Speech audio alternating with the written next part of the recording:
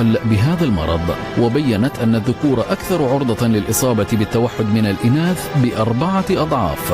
وما لوحظ أيضا أن الإصابة بمرض التوحد لا تميز بين بلد أو آخر أو عرق دون غيره، فهي واحدة ومتساوية في كل دول العالم.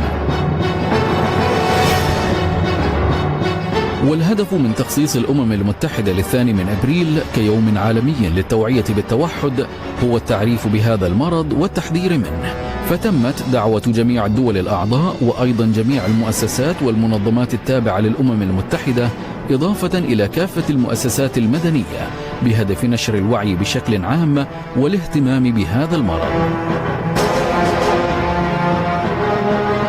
وبلا شك فإنه يوم محزن لكثير من العائلات التي لديها أحد الأشخاص المصابين بالتوحد، لكنه قد يكون يوما مفرحا عند البعض، إذ أنه يعد خطوة في طريق العلاج بما يكفل تمكن جميع الأطفال والبالغين المصابين بالتوحد من العيش حياة كاملة وذات مغزى.